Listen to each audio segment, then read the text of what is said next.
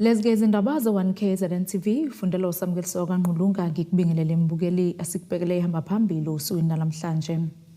Kubulawe iphoyisa lisizumakhelwane ikhohlisana ihlomelene kwingonyama trust kanti ingwijikhwebu kwelokubulawa kwabesifazane. Imeya kaMasipala uMhlathuze nyakathi nesifundazwe KwaZulu-Natal uXolani Ngwezi ugxeke kakhulu kwizenzo zobugebengu ezibonakala sikhulu usuku nosuku njengoba sakamuva kehlule nomphefumulo wephoyisa uClement Khubisa wase-H2 entokozweni esikhaleni enyakatho nelikaMthaniya. uKhubisa udubuleke washona kwathi unkosikazi wakhe walimala kanzima ngesikhathi kebezama ukusiza umakhelwane obehlaselwa zigebengu ebusuku bangomgqibelo ngempela sonto esisuka kuyo. Namuhla ke imeya kaMasipala uMhlathuze uXolani Ngwezi abefundisi kanye namaphoyisa bahambele kumndeni wephoyisa uClement Khubisa elibulawe ngesigamekweni kade lisiza umakhelwane kanti ke isigebengu uzobe lesivulele ngenhlamvu bese liyadubuleka libeke selibuyisela nalo kwisigebengu esisodwa sasala ke enkundleni kwathi lezi ezinye ezimbili zabaleka. Kulesi sigamelo kuphinde kwadubuleka nonkosikazi wali iphoyisa nababeke sebephuthunyiswa esibhedlela nokuyilapho ke iphoyisa lifike ladlula khona emhlabeni kanti unkosikazi yena usolela impilo yakhe esibhedlela. Imeya ikhalisaneke nomndeni yabisithembisa ukuthi ke bazoba nawo umndeni ngalesi sikhathi esinzima ukulekelela la abangalengelela khona. Idlulisa amazwi enduduzo ke futhi ke sikhalisana kakhulu nomndeni. Zikhona inhlelo ke esizobamisana ngazo nomndeni noma ngeke ngize ngikwazi ukuyimemezela la kwimedia ngoba ezinye zisaxoxa ezinye sesizikhulumele futhi nomndeni. Kepha ke siyafisa bakithi ukuthi abantu abazi involve nezenzo zobugebengu kebekiyeke lokho ngoba akekho umuntu onelungelo lokuthatha umphefumulo womunye umuntu. Ngisho umphefumulo wephoyisa ngoba i-right to life ikhona lapha enshrined kwi-Constitution kwi-Bill of Rights chapter 2 ukuthi wonke umuntu unelungelo lokuphila including amaphoyisa just like fanele avikele abanye abantu amaphoyisa kodwa nawo futhi fanele ayivikele ngoba nawo anelungelo lokuphila. Umphathi wesiteshi samaphoyisa sesikhaleni naye ke ubengomunye abantu bebeyobhonga emsaneni ukuvezile ukuthi ke basebenze kanzima ukuthi ke izigebengu zithole ebese ziyavalelwa ukuvezile nokuthi isibhamu sephoyisa sitholakale kuzo ke lezi zigebengu njengoba esisodwa saso sibosheke endaweni yakwaDlangezwa esinye naso siboshiwe. Wathi nazo izigebengu zingenile bahamba ebheke khona ephelezelwe unkosikazi wakhe athi ufika zabe zimdubula igebengu baphinisela zamdubula nazo sasale sodwa enkundleni embili zabaleka badubuleka uKhubisa nonkosikazi baphuthiswa kuphi esibhedlela lapho uKhubisa afike ahamba khona emhlabeni.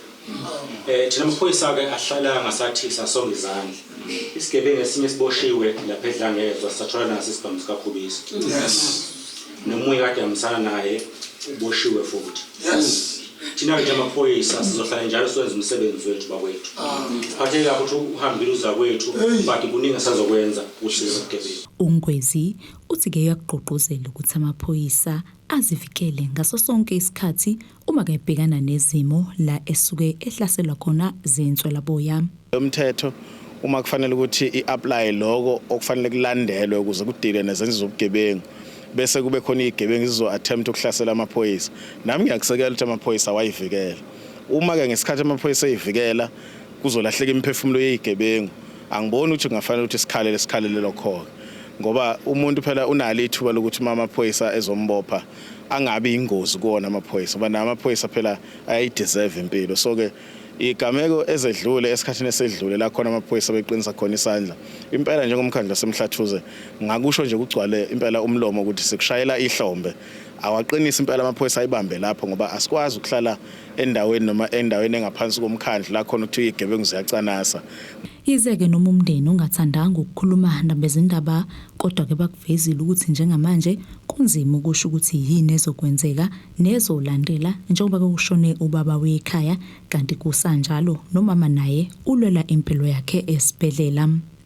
Zimapeketwane-ke izinto kuyibhodi lomhlaba wamakhosi KwaZulu-Natal ngonyama Trust Board njengoba-ke kubukeka kunokungasebenzisani ngendlela kulona nosihlalo walo kuyisilo uMisuzulu KwaZwelithini izulu. Leli bhodi-ke lithi kuyathuswa ukuzwa izindabeni okubikwa ukuthi-ke isifiso sesilo ukuba-ke lihlakazwe. Leli bhodi lithi ngokwalo linomdlelwano obuhle nesilo uma-ke besemhlanganweni kepha-ke ngaphandle kuvela okunye. Basho kanjena-ke bebambe isithangamna bezindaba emahhovisi eMkungundlovu. Kukhona eminye imihlangano angakwazi ukuthi azoyithamela noma asebenze nathi ngomsebenzi wakhe nje. Sesizwile umsindo wokuthi abukho ubudlelwane bukahle. Sithanda ukuthi umphakathi wazi kahle ukuthi sigcina ukubonana nendlulamithi usihlalo wethu akuzange kube khona nokuncane ukusola ukuthi kungenzeka ukuthi kukhona okungahambi kahle noma kukhona ke esikuzwayo thina njengeboard ukuze phela singavele silandele lokho okushiwoyo sakhipha amakhosi asendlungulo amalunga eboard ukuthi ake ayokhonga asizwele ngoba bekungekho okuqonde ngqo kule board ukuthi indlulamithi ayithokozile. Ngamafushane sabantu abazimisele nje ukuthi sibonane indlulamithi isilo usihlalo wethu ukuze phela sizwe umlomo nomlomo ukuthi kuyiqiniso na lokhu esikuzwayo ngoba okwamanje asikwazi. Thina siyakwamukela ukuthi usihlalo wethu indlulamithi ithande ukwazi ukuthi lapho ingene khona kunjani. Kuhlukile ke namhlanje ngoba kwibhodi endala kwaba uminister owayefuna uphenyo okwamanje usihlalo wethu olufunayo uphenyo futhi siyalwamukela. Okuncane nje ukuthi phela sithanda ukuthi leko omkhulu kube yibona abazosithwalisa indleko zophenyo ngoba sibancane uma sekuza emaphaketheni. Usihlalo isilo abuye abe njengoba sesazi abe usihlalo weboard okwamanje akayithameli imihlangano ye-portfolio committee futhi ngokuzwa kwethu namalunga e-portfolio committee ayabona ukuthi ngeke kuhambe kahle ukuthi usihlalo eze ekommitini bese bemxaka ngembuzo thina siyaqaka ngembuzo kuthiwe asiphendule lento esithi nje i-accountability. Usihlalo phela amalungu ekomiti sithi ama-subjects akhe ngeke akwazi ukuthi ambuze njengoba esibuza thina ngoba thina siyizisebenzi zomphakathi so bayakwamukela futhi ngendlela enhle ukuthi abakwazi ukuthi baxake usihlalo bambize agijime naye belokhu bemfaka imibuzo ama-politicians lawa yathi ahoxisiwe kamacala bebhekene noSandile Chilo ngomsolo wesibili ecaleni lokubulawa kwabesifazana ababili eKenville eThekwini ngo-August nyakene. Lokhu-ke kuvele enkantolo eMantshi yaseThekwini namuhla lapho bekulindele ukuba-ke umsolo wokuqala ulungane imithethwa afake-ke isicelo sakhe sebheyili. Umshushisi uKelvin Gavender uveze ukuthi-ke uChili uzosetshenziswa njengofakazi wenkantolo uma sekuqulwa leli cala.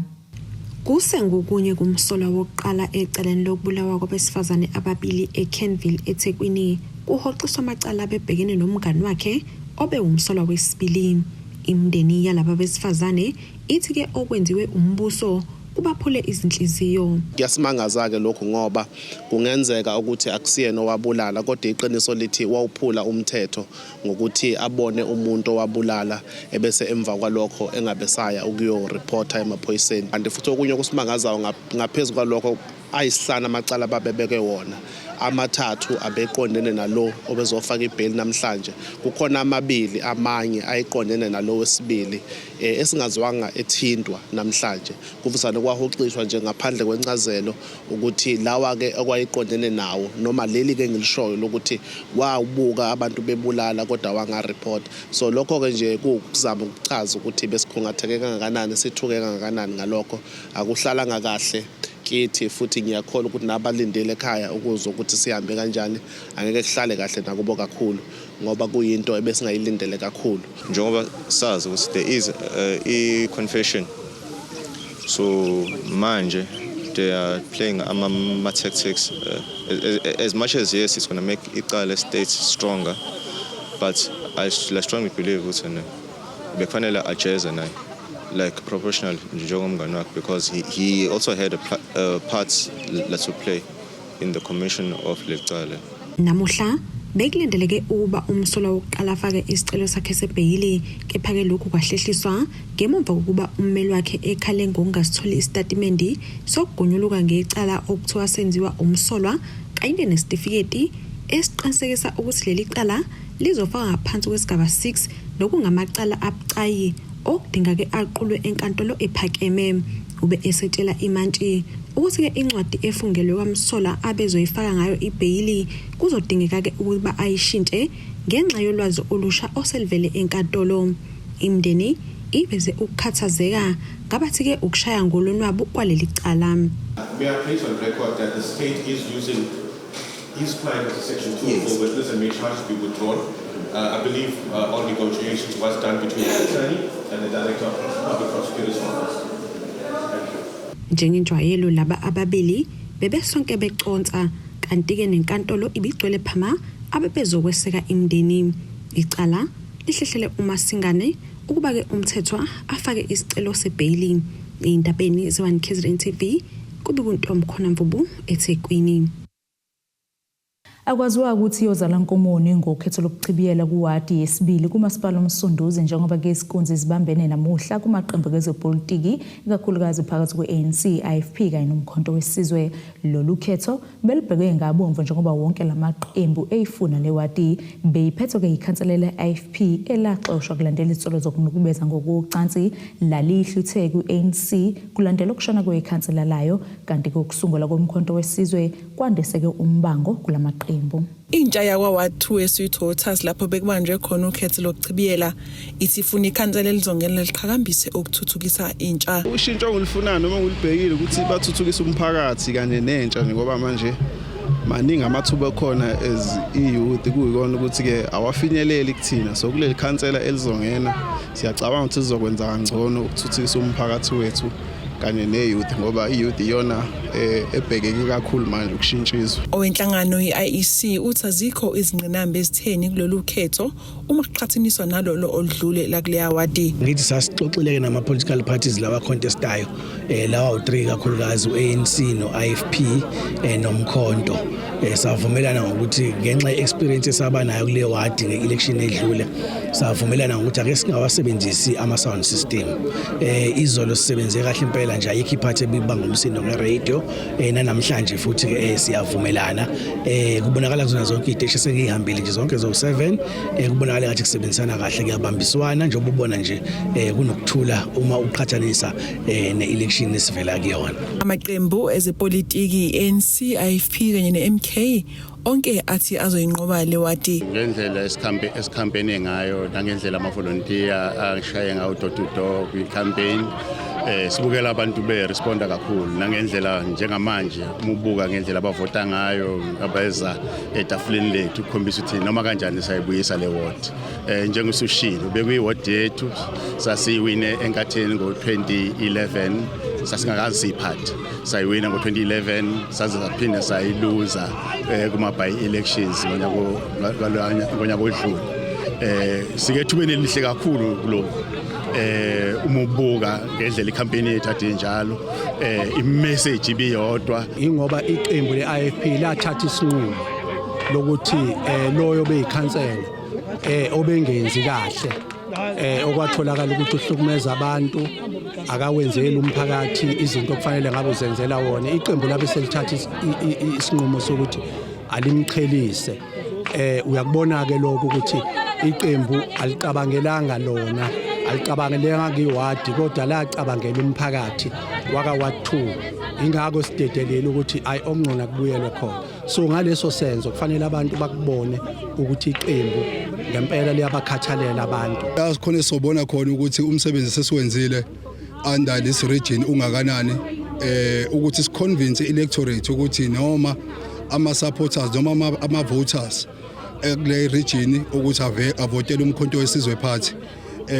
Njengoba sibonile ke futhi nangokhetho la ngumhla ka29 kuMay ukuthi iresponse ibe positive kakhulu. Izindabeni ze1KZN TV ku-Ayanda Dube kuse-Sweet Waters. Asithishelele etolo sibe siqhubeke nazo indaba zethu.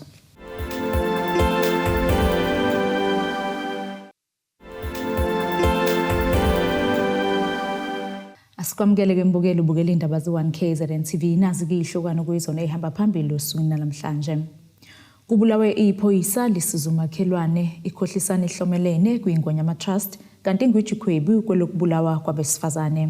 Iphini likaNgqongqoshe uMnyango wezokuthutha kuzwelonke umkhuleko hlengo uhambeleke indawo yaseMnambithi enhla nelikaMthaniya lapho bekuhlolwa khona ke ezokuthutha ikakhulukazi ke lezi esihamba amabanga amade njengoba sekuyisikhathi sokuvakasha. Uhlengwa uthi kubalekile ukuba baxhumane nabashayeli bephinde behlola ukuthi ke ingabe lamatekisi akulungele yini ukuhamba amabanga amade ukuze kuqinisekiswe ukuphepha kwabagibeli. Iphini likaNgqongqoshe uMnyango wezokuthutha kuzwelonke umkhuleko hlengwa lixoxisane nabashayeli baseMnambithi ngokubaleka kokuphepha emgwaqweni. UNgqongqoshe uChris uyalele ukuthi sibe nohlelo olusezingeni eliphezulu lezokuphepha ngalesikhathi samaholide. Sibe sesizibophezela ke njengethimba lomnyango elinikezwe umsebenzi wokubuka ezokuphepha ukuthi enye yezinto ekufanele siyenze singagcini nje ngokukhuluma emaradweni nakuma TV nokukhipha istatement kodwa asibe nayo into yokuyoxoxisana nabantu okuyibona abathintekayo udabeni lwezokuphepha ke lokho kufaka phakathi abashayeli, abagibeli, ukufaka phakathi nabasebenza kuyona imboni. Mawubuka nje uthi namamashali lapha kunabakhiqizayo nabahwebayo emarenki. Sibona ukuthi ke ngcono udaba solukhuluma singakangena emgwaqeni ukukhumbuzana ngokubambisana ukuthi kufanele kube khona ukuphepha emgwaqeni. Uphinde waveza ukuthi njengomnyango bajuba amaphoyisa kwemizila eminingi uqinisekisa ukuphepha kwabantu emgaqweni. Njengomnyango sijube amaphoyisa eNingizimu Afrika yonke, ama-National Traffic Police, sikhuluma nje akuyo yonke imizila ekuyiyona esiyibona ukuthi inobungozi obusezingeni eliphezulu e-20 lapha eNingizimu Afrika amanye sihamba nawo namhlanje. Ngaphezulu kwalokho kukhona uRTI wesifundazwe saKwaZulu Natal law enforcement traffic officers and department yase Alfred Municipality ngoba into sibophezele ngayo kuyenza ukuthi sibambisane nazo zonke izinhla zikahulumeni ngodaba lezokuphepha. Uqhubeka ngokuthi uphuzo oludakayo ilona olusayinkinga kakhulu kubashayeli kanye nabantu abahamba ngezinyawo eduze nomgwaqo. Indaba yophuzo oludakayo kusayinkinga eNingizimu Afrika abantu baphuze bese bengena emgwaqeni either beshayela noma behamba ngeenyawo. U45% wabantu abashonayo emgwaqeni yaseNingizimu Afrika ngenxa yengozi abantu abahamba ngeenyawo ama-pedestrians. Ngakho ke nakhona siyadinga ukuthi sibe nako ukukhulumisana. Kanti Meya waMasipala Alfred Dumuza Masibisi unxenxa abantu kuba ikhwela elihlatshwe yiphini likaNgqongqoshe lizwakale. Kusinikeza ithemba elikhulu kakhulu ukufinyelela kaNgqongqoshe la. Futhi okusijabulisa kakhulu ukuthi uNgqongqoshe uzokhuluma ngento esihleze esikhuluma ngayo. Uzokhumbula ukuthi ngesonto ledlule ngoLwesihlanu besinemvimba mgwaqo lapha yangase Clover ngaseLimithili la ebesiqwashisa khona abashayeli, siqwashisa nabagibeli ngophuzo oludakayo kubantu abashayelayo nejubane eliphezulu kakhulu kushayelwa nangama cellphones okuyiwona esesiwabonile ukuthi adala ingozi kakhulu ezigcina kulahleka imphefumulo eminingi. Siyanxusa ke nje kubantu bakithi ukuthi ake belilalele phela ikhwelo elizohlatshwa uNgqongqoshe la nathi sihlale sihlaba njengomasipala ukuthi ake sihloniphe impilo zabantu. Abashayeli abahloniphe impilo zabagibeli bahloniphe nempilo zemndeni yabo ngoba laba abashayela imoto banemndeni. Thobeka Dladla ezindabeni ze1 KZN TV ngisemnambithi. Uzinzo nokuthula esifundazweni KwaZulu-Natal enye yezinto ezingathuthukisa umnotho iphinde ke ihehe nabasitshali izimali lokhu ke kudalula undunankulu esifundazwe KwaZulu-Natal uThamentuli ngenkathi ke kubungazwa usuku leholidi lokubuyisana eShowe. Uzinzo nokuthula ezinye zezinto ezingaheha abatshali izimali kulesifundazwe iKwaZulu-Natal kuphinde kuluswane nesigameko zodlame ukuze abantu bahlalisane ngokuthula. Lawa ngamazwi asho undunankulu wesifundazwe KwaZulu-Natal uThamentuli ngenkathi ebungaza usuku lweholidi lokubuyisana eShowe. KwaZulu-Natal siyasebenzisa inkundla eziningi ngokuthi kuxoxwe ngokuhlalisana kwemphakathi ngoba siyazi senazo igameko la khona abantu besabulalana khona. Siyazi ukuthi lapha nje sizwile lapha eHammersdale ukuthi khona kudutshule abantu besifazana abane umuntu wesilisa ngoba enenkolelo ukuthi bayamthaka noma uyathakatha kulowo mndeni wazwadubula namaphoyisa. Manje sithi ke kubalekile ukuthi sibe nalezi ingxoxo ikakhulukazi mawubuka abantu abasha abagcwele la okufanele basiphathele lo mlayezo lona usabalale njengohulumeni sifuna kube nozinzo ukuze nalabo abatshali imali kube lula ukuthi beze la bese kwazi ukuthi namathuba omsebenzi abonakale kule sifiso sethu esokukhula komnotho kungashiya umuntu ngaphandle sizophumelela ngokuthi siqhubeke nenhlelo efuzelezi. uNtuli uthi kubalekile ukuthi abantu bahlale ngokuthula balwisane nokubuyela kwesikhathi sakudala zokucwasana kanjalo nokubulalana bodwa kwendlu emnyama. Ukugubha lolu suku lolu esithi usuku lokubuyisana siyawazi kumlando efanele ungacishi ukuthi kwakuba khona la sasabhekana khona ngeziqu zamehlo ikakhulukazi abalenpisholo nabebalaleli elimhlophe kodwa kwakuba khona ngisho udlame olwafakwa phakathi kwethu siampisholo labampisholo.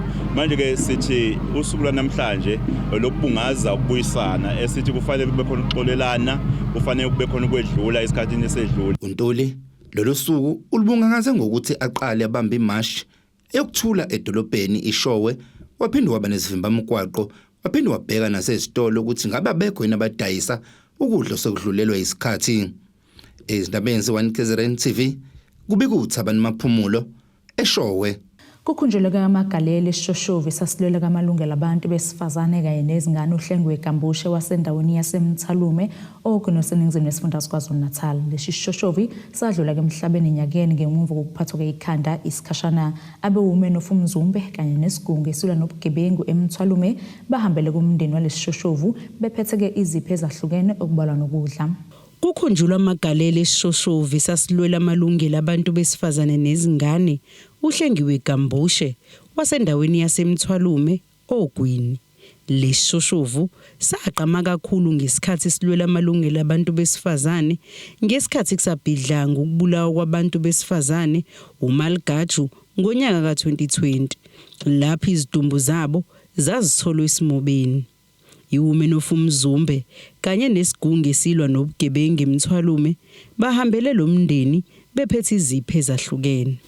Namhlanje sibone kukuhle ukuthi na ke siqoke lo suku kade kwabasenhlizweni zethu kusukela uHlengiwe ashona bekusenhlizweni zethu nje ukuthi abantu bayakhuluma bekushoniwe beduduza beba namazwi emngcwabeni beduduza kodwa bagcina izinto bengakwazanga ukuthi bazenze nanokuthi nje bekuhlele enhlizweni zethu njengomama ukuthi uma ngabe uhamba emhlabeni ingane zakho suke sekuthi nje azisenamuntu yini na kodwa ke nathi njengomama kwasifikela ukuthi cha uma ngabe izingane zikhona nathi izingane zethu sabona kukuhle namhlanje cha ke sihlangana nathi ngomama sihlanze lokho nje singathi sibe namandla akho sizovela la ezingane zikaHlengiwe ngoba sazi ukuthi sihlele nogogo ongasebenzi so kube khona inhliziyo cha ke namhlanje sisukume sizobheka ukuthi ugogo uhleli kanjani nezingane. Uthi lesishoshovu besinamagalelo amahle emphakathini.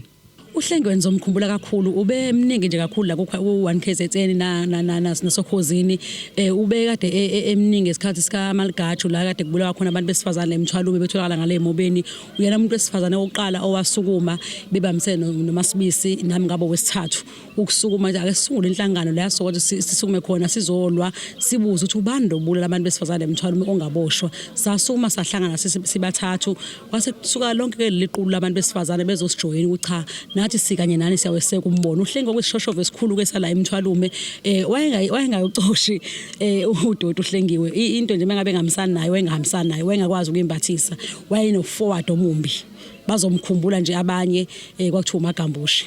Udadewabo weSishoshovu uthi kube nzima ukuhamba kukaHlengiwe emhlabeni. uHlengiwe ubesishoshovu sasemthwalume odume kakhulu ngokubulawa kwabantu besifazane. Uthathileke inxenxeba wasebenza kakhulu waze wahamba emhlabeni ehanjiswa ukuphathwa ekhanda. Kube nzima kakhulu kuthina ngokuhamba kwakhe nasemphakathini wonkana. But namhlanje sivakashele iWomen of Umzumbe uhlangene neforum nje sithokozile kakhulu. Though kuvuka wona amanxeba nje aHlengiwe but nje siyabonga kakhulu. Sinokhisimuso ugcela indlu nakho konke nje nezingubo zabantwana siyabonga kakhulu. Uthi yize ebonga abaphonse esivivaneni kodwa ubonga uNkulunkulu kakhulu. Sibonga uNkulunkulu kukho konke ngoba bebengafisa but beloke befisile gcine ngingenzekanga kodwa ke uNkulunkulu bathintile kwaze kwafezeka namhlanje. Sithi uNkulunkulu abusise bonke abathe bathatha ebaphakethe nabo kwande. uNkulunkulu abusise, siyabonga nezulu lihle kodwa badelile abantu ukuthi bayeza namhlanje la ekhaya. Siyabonga kakhulu. Lo mbiko benuwethulelo Zamando Sicele wezindaba ze1KZN TV ngisemthwalume. Siphinde futhi seyitolo sibe siqhubeka nazindaba zethu.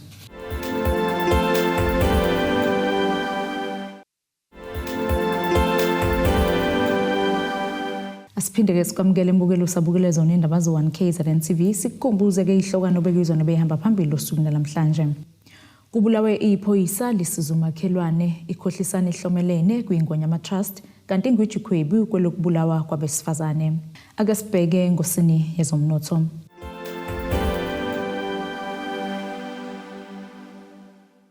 Irandi lakuleli lu 18 rand 6 cent maqhathaniswa nedola semelika libo 22 rand 95 cent maqhathaniswa nopondo waseBritain libo 18 rand 98 cent maqhathaniswa neeuro. Igolide lona $2,646.49 cent ounce olongahluzwe wona $73.19 umphongolo. Ake sibheke ke ngosini yezemidlalo.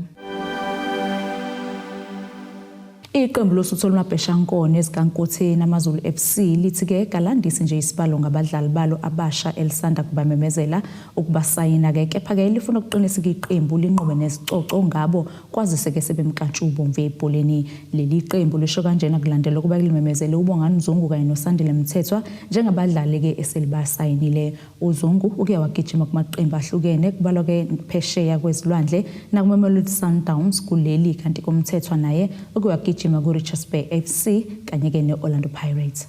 Nasikisimo sezulu esikalendeleka.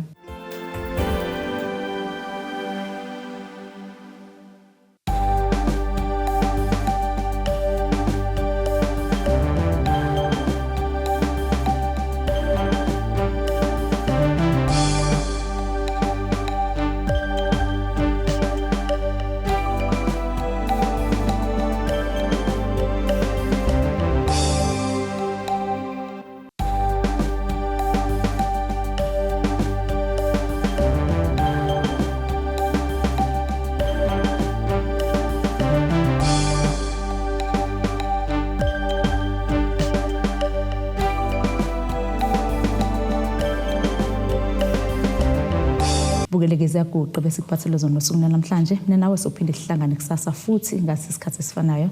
Nisale kahle. Abethuli bethu bezindaba baxhaswe iThulis Bayview Bridal. Ungabashayela kulezi zinombolo ezivelile.